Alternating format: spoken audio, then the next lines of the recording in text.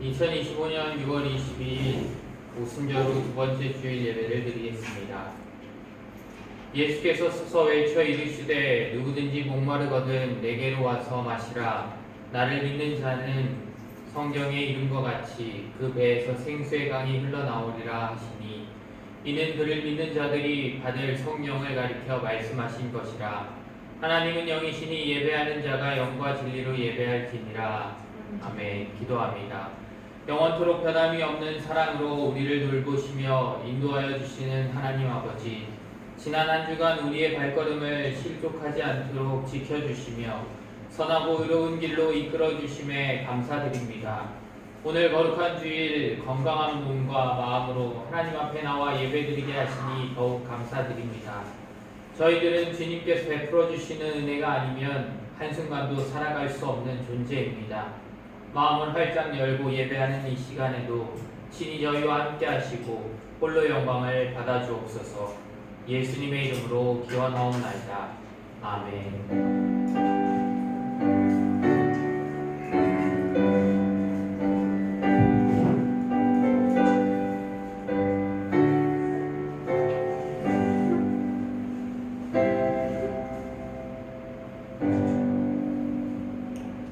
내 마음을 가득 채워 같이 찬양하시겠습니다.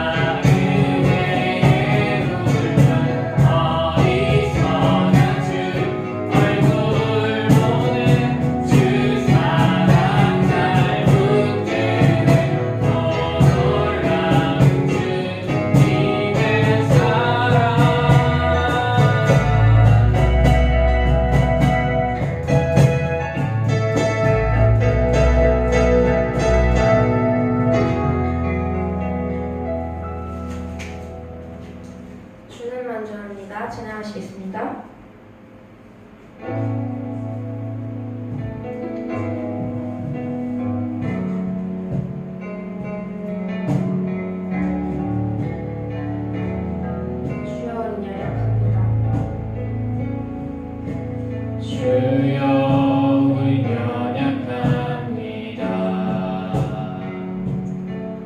오늘은 힘겨워합니다. 주들이 이루어 살기에 부족합니다. 우린 연약합니다. 주여 우리 넘어집니다. 주여 우리 넘어집니다. 오늘 하루 그것을 실수합니다. 오늘 하루도 실수합니다.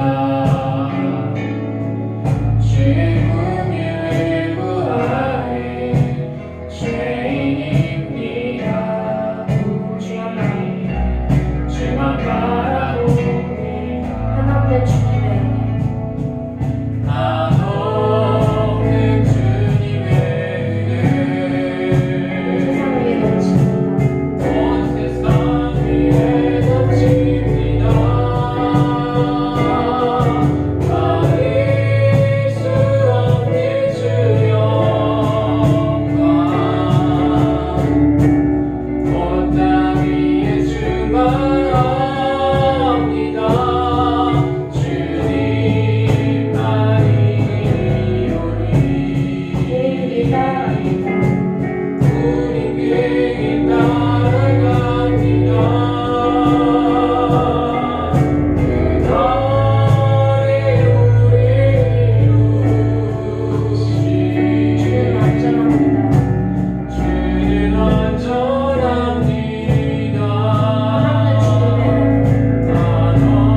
한없는 주님의 은혜 세상 위에 넘칩니다.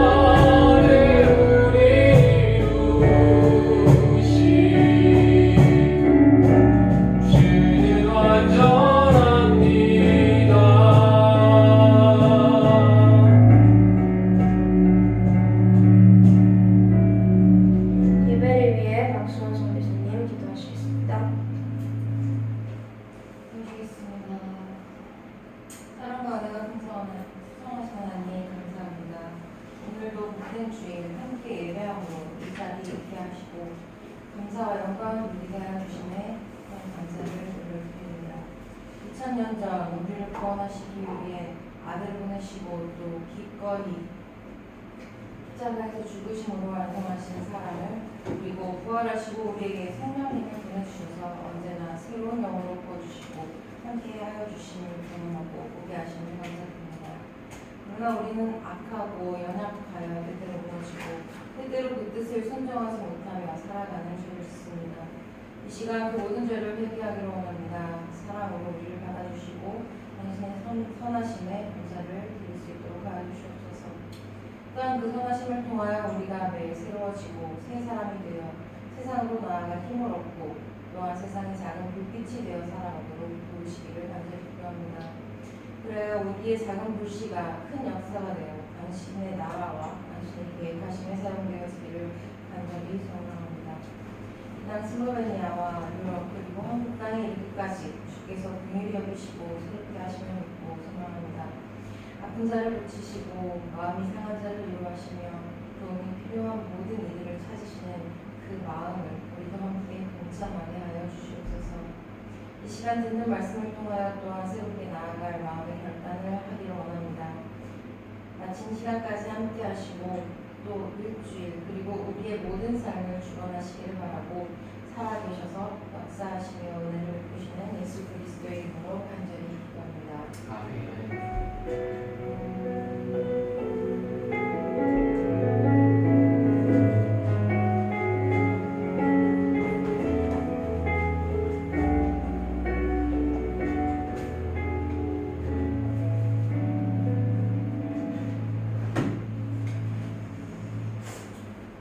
우리에게 주신 하나님의 말씀은 사도행전 11장 19절에서 24절의 말씀입니다.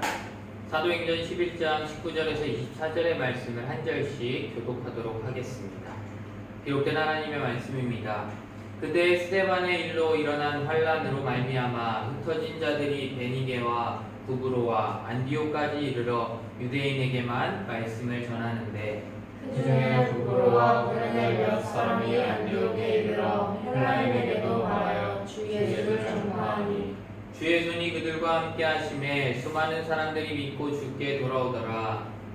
예루살렘 교회가 이 사람들의 소문을 듣고 바나바를 안디옥까지 보내니 그가 이르러 하나님의 은혜를 보고 기뻐하여 모든 사람에게 굳건한 마음으로 주와 함께 머물러 있으라 권하니 바나바는 착한 사람이요 성령과 믿음이 충만한 사람이라 이에 그 무리가 주께 더하여지더라. 아멘. 기도합니다.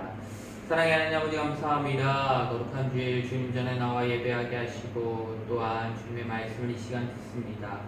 주님, 우리가 이 말씀을 통하여 주님의 음성을 듣게 하여 주시고 정말로 이 말씀대로 순종하며 살아가는 우리들의 삶이 되어지게 하나님 인도하여 주시옵소서. 모든 것들 주님께 맡겨드리며 우리를 원하신 예수 그리스도의 이름으로 간절히 기도합니다. 아멘. 복음이 예루살렘 교회를 중심으로 해서 전파되다가 10장에서 하나님께서 베드로를 통해 이방인에게 복음을 전하는 계기를 만드셨습니다. 가이사라 곧 유대 땅에 살던 로마의 군대 백부장이었던 고넬료와 그의 친척들 그리고 가까운 친구들에게 복음을 전한 그 일은 세계 선교를 위한 첫 발걸음이 되었습니다. 사도행전의 역사는 오늘 말씀을 분기점으로 이제 바뀌어지게 됩니다. 11장까지 주로 예루살렘 교회를 중심으로 한 교회의 역사라면 이제 12장을 지나 13장부터는 세계 선교의 시작이 되는 안디옥 교회를 중심으로 하는 교회의 역사가 나타납니다. 그리고 성경에는 안디옥이라는 지명이 두 곳이 나타나는데 여기에 나오는 안디옥은 오늘 말씀에 나오는 안디옥은 수리아에 있던 안디옥이고 비시디아의 안디옥이라는 곳이 사도행전에 또 나타납니다. 바울이 전도 여행을 할 때 이 두 곳을 다 다녔기 때문에 이 두 곳의 이름이 성경에 다 기록되었습니다. 수리아의 안디옥이 훨씬 더 큰 도시입니다. 이 안디옥은 바로 수리아의 수도였습니다. 수리아는 이스라엘과 가까운 거리여서 신약시대 때 많은 유대인의 공동체가 수리아 전역으로 퍼져 있었는데 예수님께서 갈릴리에서 복음사역을 하실 때 그 소식이 이미 인접지역인 수리아까지 퍼져나갔음을 우리는 말씀을 통해 알 수 있습니다. 마태복음 4장 23절에서 24절 한번 볼까요? 같이 한번 읽어보겠습니다. 시작! 예수께서 온 갈릴리에 두루 다니사 그들의 헬간에서 가르치시며 천국 복음을 전파하시며 백성 중에 모든 병과 모든 악한 것을 고치시니 그의 소문이 온 수리아에 퍼진지라. 사람들이 모든 앓는 자, 곧 각종 병에 걸려서 고통하는 자, 귀신 들린 자, 간질하는 자, 중풍병자들을 데려오니 그들을 고치시더라. 아멘. 이 소문이 어디에 퍼졌다고요? 예수님께서 이렇게 사역하신 소문이? 네, 수리아에 퍼졌다고요. 오늘 말씀에 등장하는 것도 수리아입니다. 이것은 베드로의 전도나 사도 바울의 전도보다도 먼저 예수님의 복음의 사역이 수리아에 퍼져 나갔다는 것입니다. 즉 예수님께서 이미 이방 선교의 문을 먼저 여셨다는 말씀입니다. 수리아에 있는 안디옥 교회가 어떻게 시작되고 성장해 나갔는지 오늘 말씀을 통해서 보게 될 것입니다. 19절에 그때 스데반의 일로 일어난 환란으로 말미암아 흩어진 자들이 베니게와 구브로와 안디옥까지 이르러 유대인에게만 말씀을 전하는데 라고 말씀합니다. 안디옥 교회가 세워지게 된 동기를 지금 말하고 있습니다. 세워지게 된 것은 무엇으로 말미암았대요?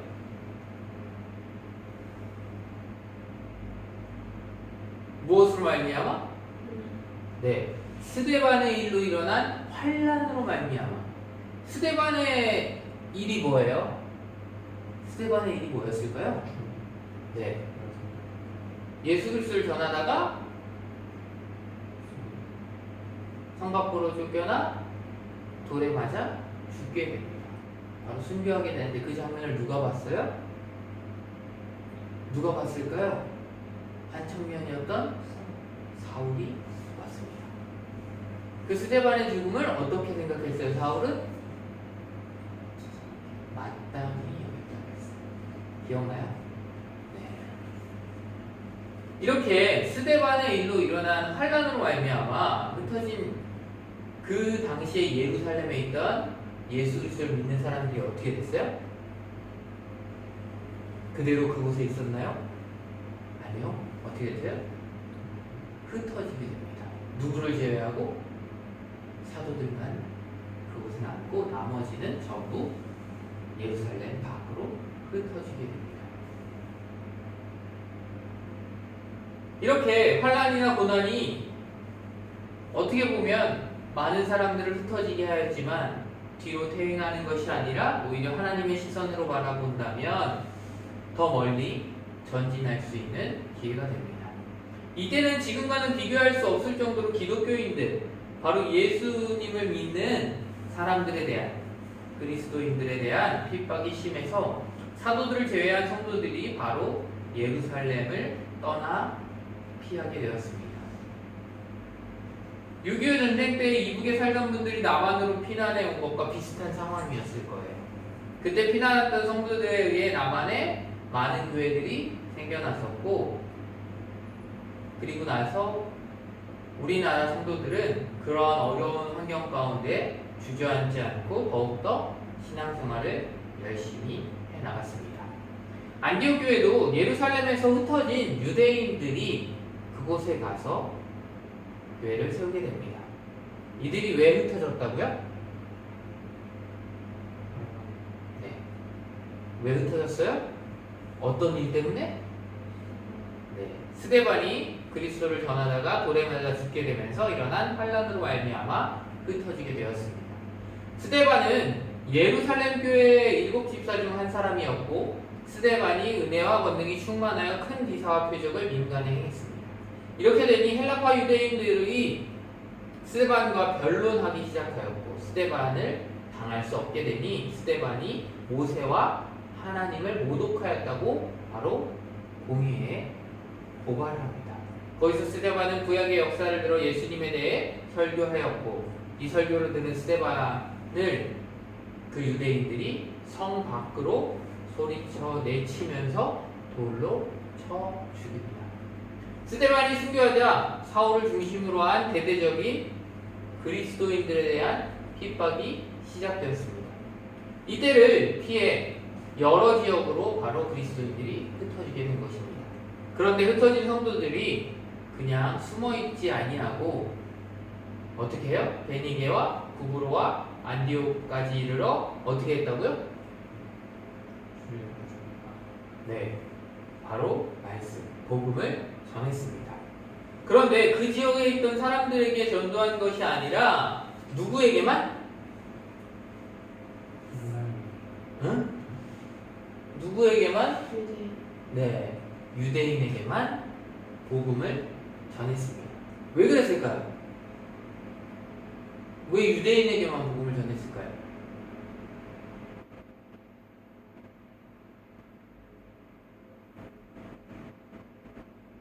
왜 그랬어요? 지난주에 얘기했는데 왜 유대인에게만 복음을 전했을까요? 이 사람들은 베드로가 고넬료에게 복음을 전하기 전에 어떻게 생각했어요?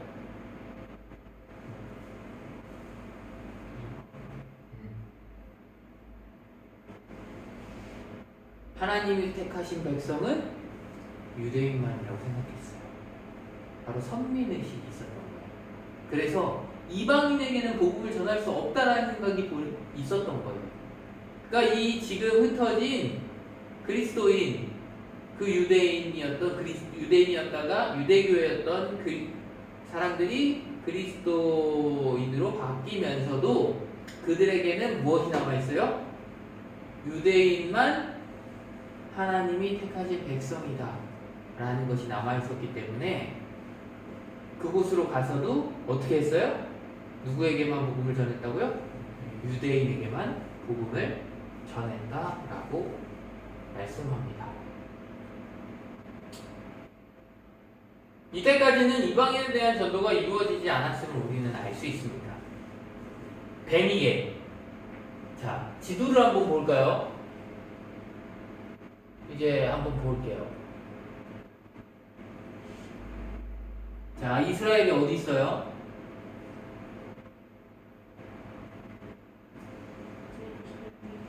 네, 이스라엘 저쪽 끝에 있죠, 이스라엘.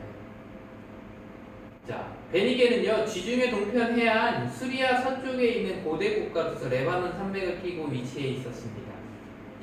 베니게는 붉은색 자주색이란 뜻을 가진 헬라식의 이름인데 달팽이 껍질에서 나온 붉은색 염료로 옷감을 만들어 그리스 사람에게 수출한 데서 유래한 명칭으로 봅니다. 구브로 또 어디 있을까요? 찾았나요? 저기 섬 하나 있죠.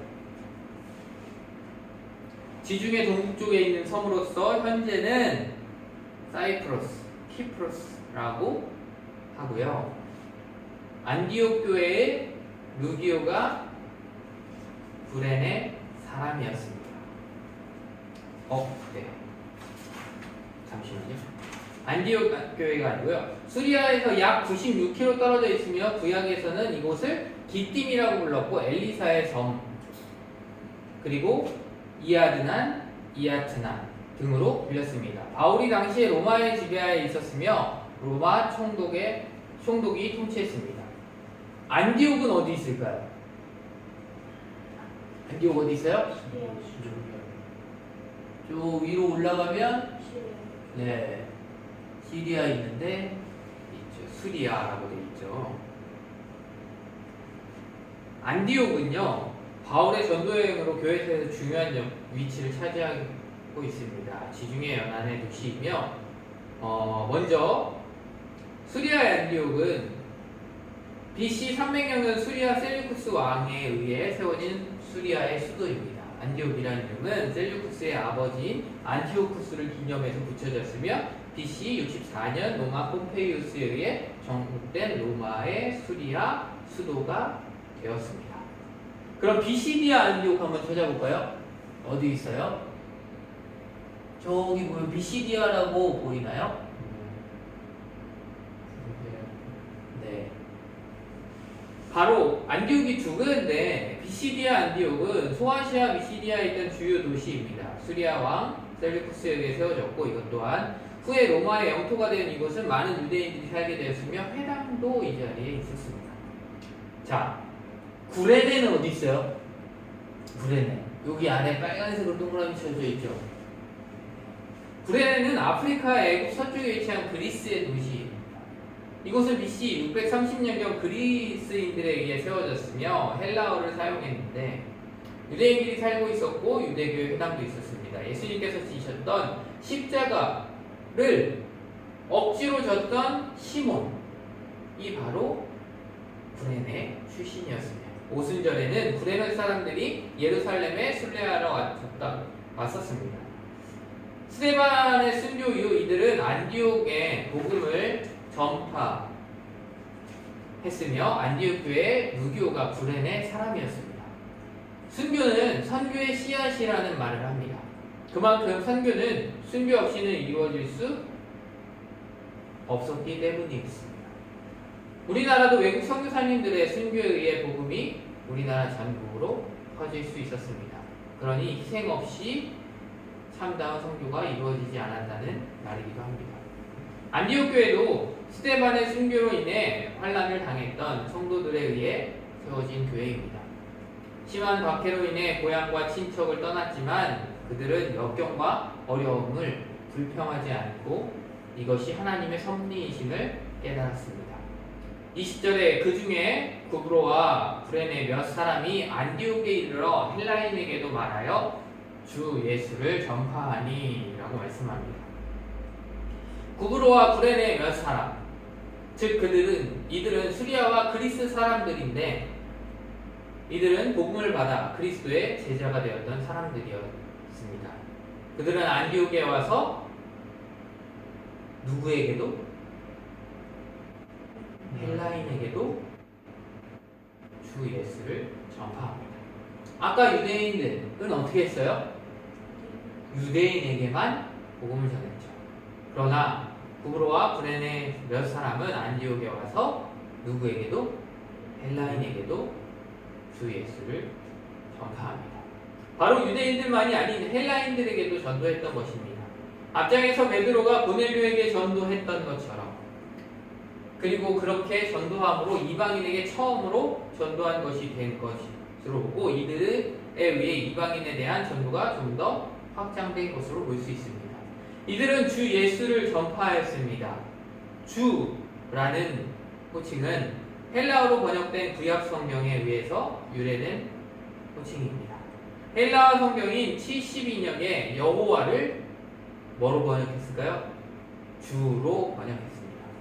따라서 예수님은 이 땅에 오신 여호와 신이 사도들과 초대교회가 예수님을 주 예수라고 불렀던 것입니다.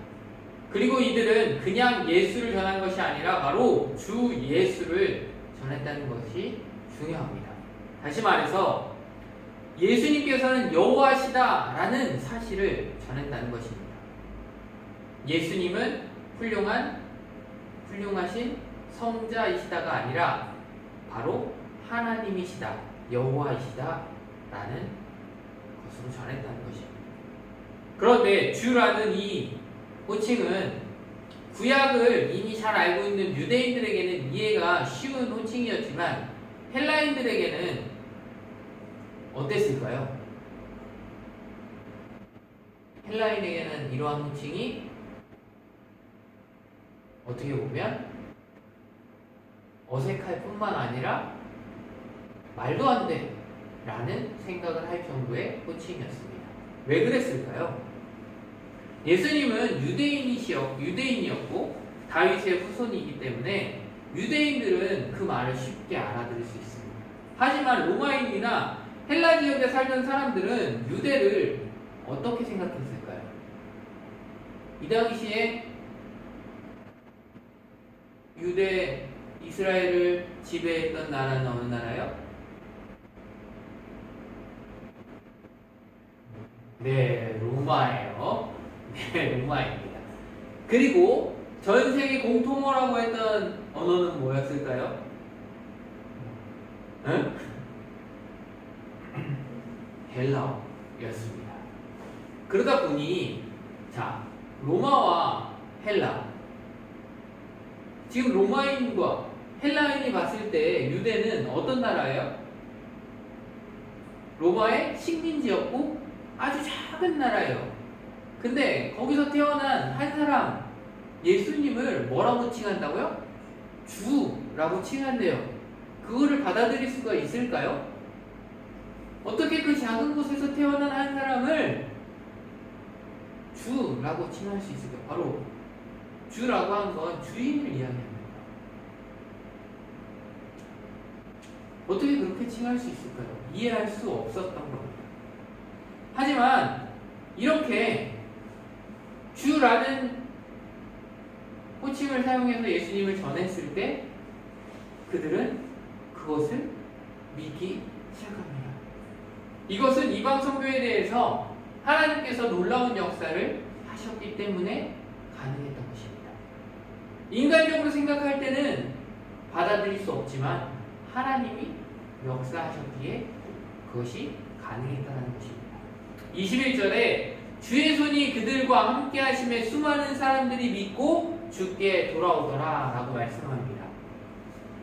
주의 손이라는 말은 하나님의 능력을 의미하는 구약의 표현입니다. 출애굽기, 사무엘상, 시편, 누가복음 등등 성경에는 수도 없이 많이 주의 손, 여호와의 손이라는 말씀이 나타납니다. 바로 하나님의 능력을 의미하는 말입니다.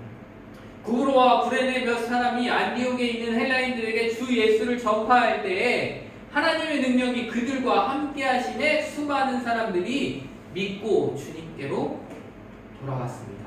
즉 구브로와 구레네 몇 사람의 능력으로 헬라인들이 주께로 돌아온 것이 아니라 바로 하나님의 능력으로 주께로 돌아오게 된 것입니다. 그리고 이 사람들은 헬라인, 즉 이방인들에게 주 예수를 전파했는데 이 사람들이 성경적으로 지식이 많거나 신학적으로 능통했다고 볼 수는 없습니다. 그들의 이름이 특별히 기록되어 있지 않기 때문입니다. 그런데도 수많은 사람들이 믿었다는 것입니다.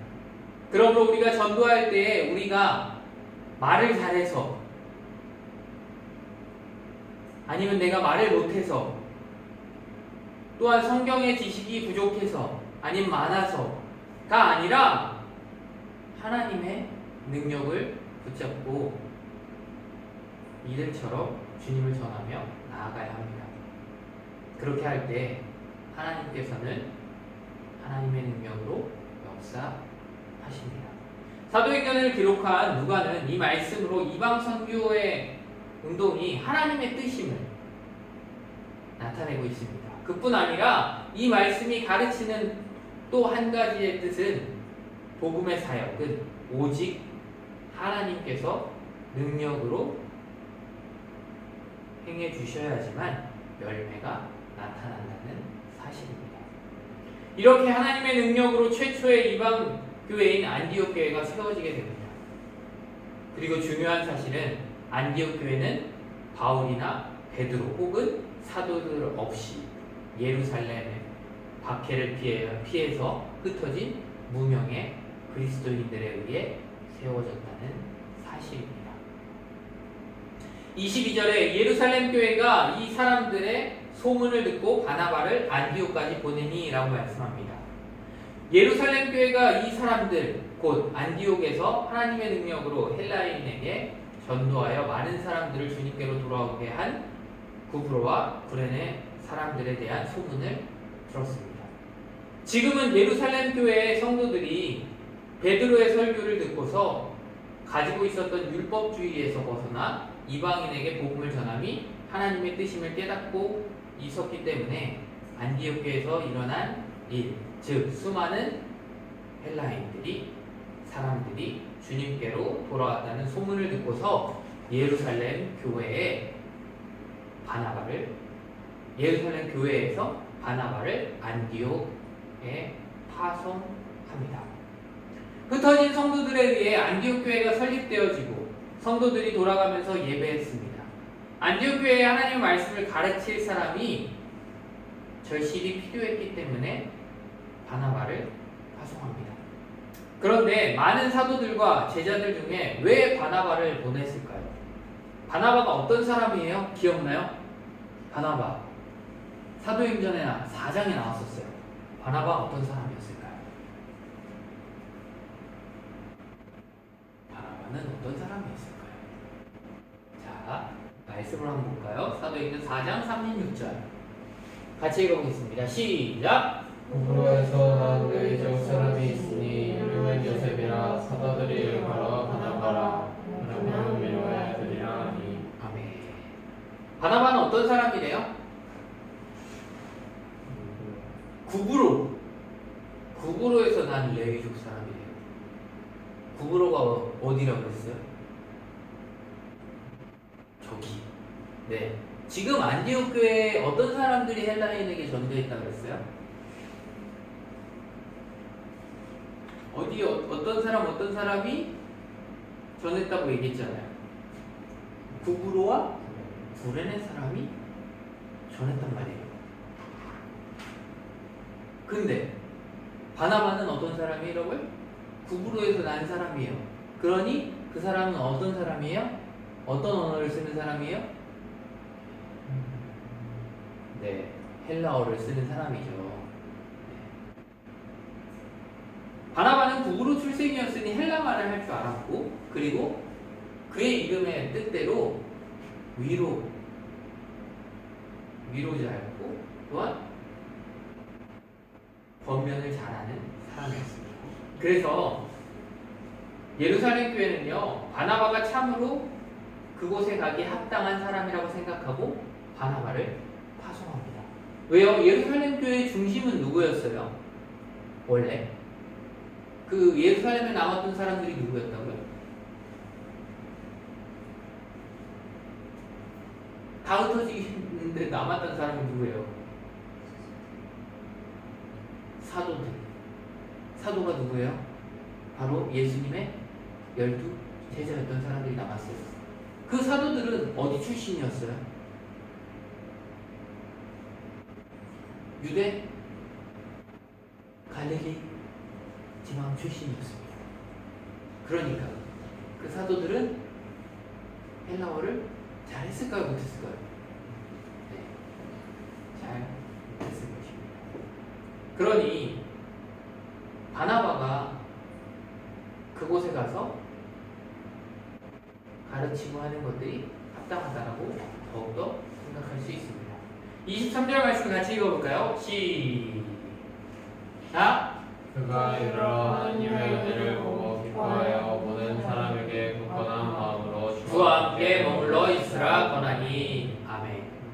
바나바가 안디옥 교회에 가보니 벌써 그들이 하나님의 큰 은혜를 받고 있었습니다. 그리고 남들에게 있는 하나님의 은혜를 보고 기뻐한다는 것은 이미 바나바 자신도 그런 은혜를 받아보았기 때문에 그것을 알 수 있었습니다.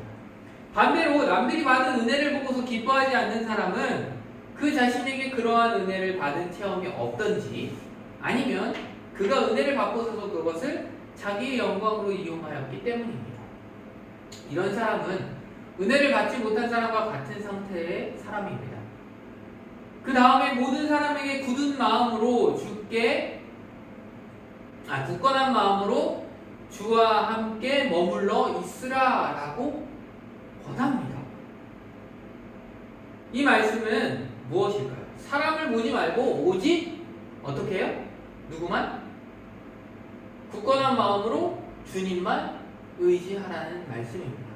그리고 헬라어의 원뜻은 마음의 목적을 세워서 라는 의미입니다. 그 목적이 뭐가 되는 거예요, 그러면? 주와 함께 하는 것. 그게 목적이 되는 겁니다. 바로 주님과 함께 하는 것이 목적이 된다는 거예요. 그리고 주와 함께 머물라 라는 것이 바로 그 목적이 되어지기 때문에 그것을 굳건한 마음으로 하라라고 말하고 있습니다. 이것은 잠깐 동안이 아니라 지속적으로 주님과 동행하는 생활을 하라는 뜻입니다. 이렇게 되려면 주님을 굳게 신뢰하고 따라야 하며 주님의 말씀을 지속적으로 순종하는 사람이 되어야만 합니다. 그렇게 할 때 주님과 동행하는 삶을 계속적으로 이루어 나갈 수 있습니다. 이것을 바로 산신앙, 살아있는 신앙이라고 말합니다. 바나바는 이것을 그들에게 명령했을까요? 뭐라고 되어 있어요? 23절 끝에 권하니라고 되어 있어요. 바로 권면했다는 거예요. 아까 뭐라 그랬어요? 위로를 잘하고 권면을 잘하는 사람이라고 했어요. 그러니 명령적으로 그들에게 그렇게 해 라고 하는 게 아니라 그렇게 하는 것이 좋다라고 권했다는 거예요. 24절에 바나바는 착한 사람이요 성령과 믿음이 충만한 사람이라 이에 큰 무리가 주께 더하여지더라 라고 말씀합니다. 안디옥 교회가 급속도로 크게 부흥하게 된 이유를 설명하고 있습니다.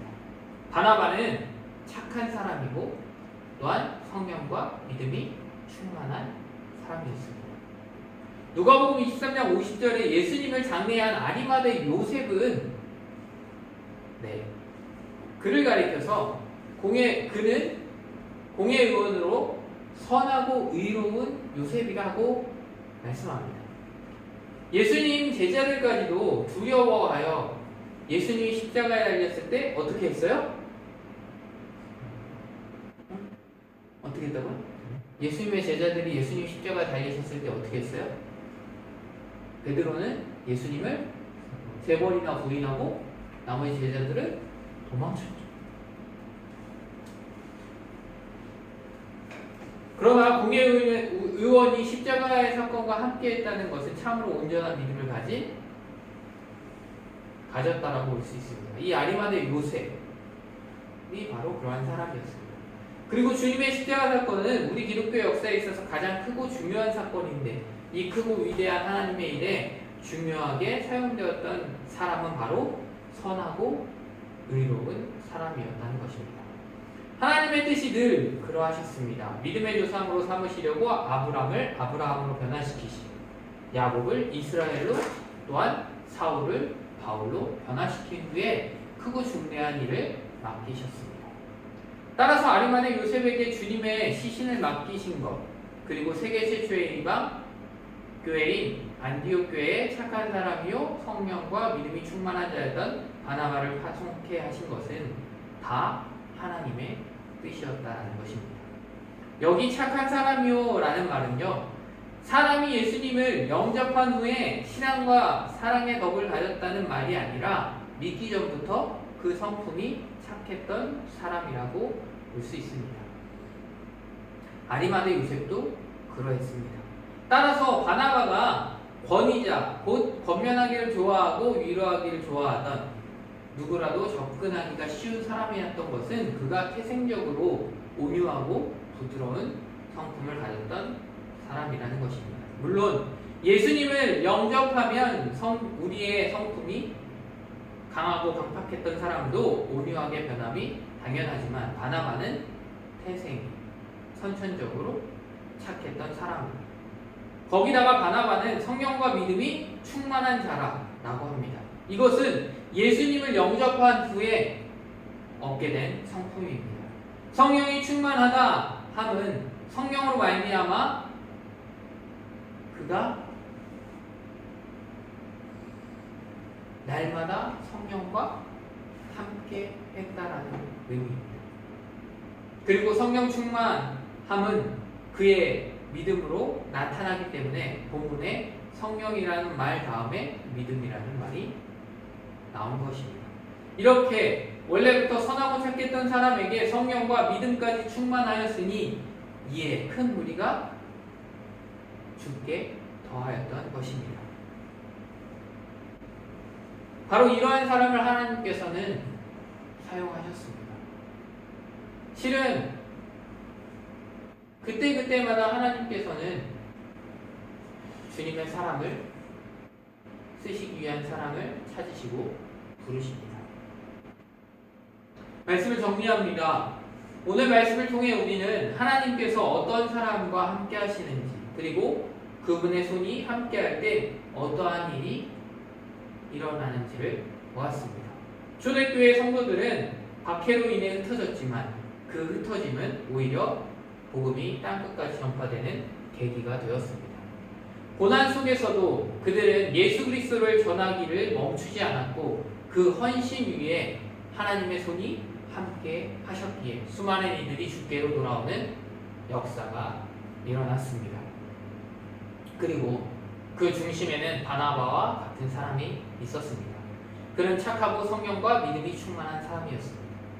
하나님의 은혜를 알아보는 눈을 가진 사람이었습니다. 사람들을 진심으로 격려하고 위로하는 사람이었습니다. 그런 사람을 통해 공동체는 더욱더 건강하게 자라났고 복음의 열매는 더욱더 풍성하게 맺혔습니다. 오늘날 우리의 삶도 이와 다르지 않습니다. 세상은 여전히 혼란스럽고 우리의 상황은 때때로 흩어지는 듯한 아픔과 고난을 겪습니다. 그 모든 상황 속에서도 하나님의 손이 함께 하신다면 우리는 절대로 낙심할 필요가 없습니다. 하나님은 지금도 복음을 위해, 교회를 위해, 그리고 우리들의 가정을 위해, 그리고 이 시대를 위해, 그리고 이 땅을 위해 하나님의 사람들을 찾고 계십니다. 우리가 하나님의 손에 붙들린 사람이 되어야 합니다. 우리도 바나바처럼 성령과 믿음으로 충만하여 하나님의 은혜를 바라보며 기뻐하고 주님께 붙어 있으라고 주님과 함께하라고 서로에게 권면해야 합니다. 그럴 때 하나님께서 우리를 통해 이루실 위대한 일들을 우리는 반드시 보게 될 것입니다. 간절히 소망하며 결단했으면 좋겠습니다. 주여, 내 삶에 주의 손이 함께 하시고 내가 주의 손에 붙들려 쓰임 받게 하소서. 라는 이 고백이 우리의 삶을 이끌고 또한 우리의 삶 가운데 주님을 모르는 사람들에게 복음을 전할 때 그들이 변화되어 주님을 믿고 주님께 나와 예배하기를 원합니다. 우리가 정말로 하나님의 손이 함께하고 하나님이 사용하시는 사람들이 되기를 간절히 축원합니다. 기도하겠습니다. 사랑의 하나님 아버지 감사합니다. 스데반의 순교로 흩어진 성도들의 고난 속에서도 주님의 손이 함께 하시고 복음이 멈추지 않고 계속해서 전해지며 수많은 이들이 주님께로 돌아온 역사가 일어나는 것을 보았습니다. 우리의 삶 또한 하나님의 손에 붙들리기를 간절히 소망합니다. 우리의 현실이 고난과 어려움 가운데 있더라도 그 모든 상황 속에 하나님의 섭리가 있음을 또한 하나님의 인도가 있음을 믿고 나아가게 하여 주시옵소서. 두려워하지 않게 하시고 주님께서 함께 하심을 신뢰하게 하소서. 우리의 작은 헌신과 순종 위에 주님의 손이 머물게 하시고 우리의 말과 행동이 복음의 통로가 되게 하여 주시옵소서. 바나바처럼 성령과 믿음이 충만한 사람이 되게 하시고 지치고 낙심한 사람들에게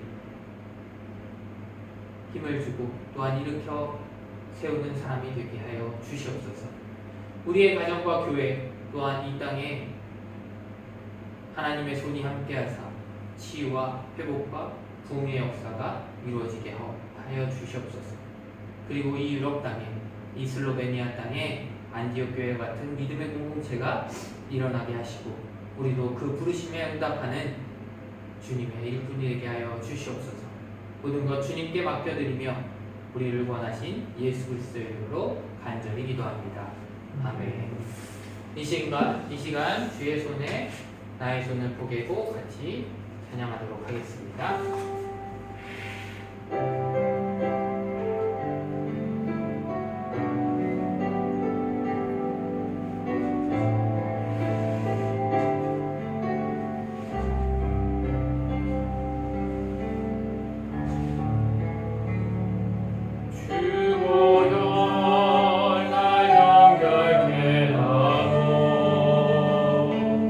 주보여 날 자유케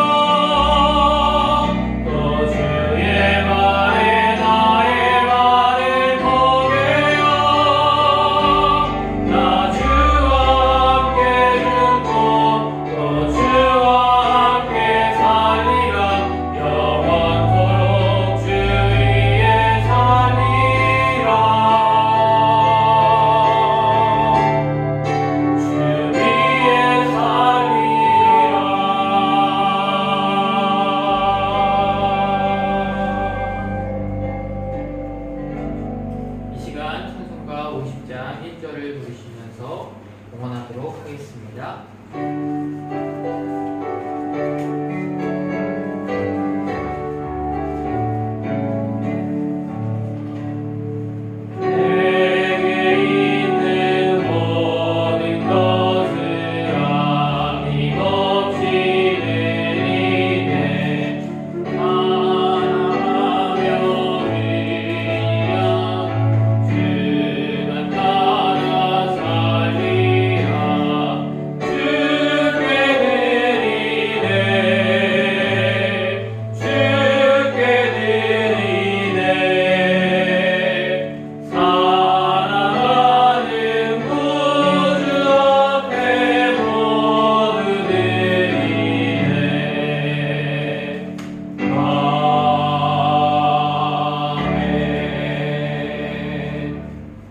기도합니다. 사랑의 하나님 아버지 감사합니다. 거룩한 주일 주님께 나와 예배하고 또한 주님께 영광 돌리게 하심 너무나도 감사합니다. 이 시간 또한 귀한 예물을 주님께 올려드립니다. 이 예물이 정말로 이 땅 가운데 주님을 모르는 사람들에게 사용되어지게 하나님 인도하여 주시고 그것으로 말미암아 주님의 손이 함께하여 역사하여 주셔서 정말로 많은 이들이 주님께로 나와 예배하는 역사가 나타나게 하여 주시옵소서. 예물을 드린 손길들 위에 복의 복을 더하여 주시고 그들이 기도하고 간구하는 모든 것들 주님 응답하여 주셔서 주님께서 하셨음을 감사함으로 고백하며 나아가는 삶이 되어지 하나님 인도하여 주시옵소서. 날마다 주님의 증인으로 또한 복음을 전하며 나아갈 때 우리에게 성령 충만함을 허락하여 주시고 정말로 온전히 그리스도를 드러내며 살아가는 우리들의 삶이 되어지게 하나님 인도하여 주시옵소서. 모든 것들 주님께 맡겨드리며 우리를 권하신 예수 그리스도의 이름으로 간절히 기도합니다. 아멘. 옆에 분들과 인사하도록 하겠습니다. 주님의 은혜와 평안이 가득하길 기도합니다. 평안이 가득하길 기도합니다. 네, 축도하고 예배를 마치도록 하겠습니다. 이제는 우리 구주 예수 그리스도의 은혜와 하나님 아버지의 놀라우신 사랑과 성령님의 교통하시고 역사하심이 날마다 주님의 손에 이끌리어 성령과 믿음이 충만하여 복음을 전하며 나아가기로 다짐하고 결단하는 성도님들 위해 저들의 삶 속에 가정 속에 자녀들과 교회 위에 그리고 이 슬로베니아 땅에 이제로부터 영원토록 함께 하시기를 간절히 축원하옵나이다. 아멘.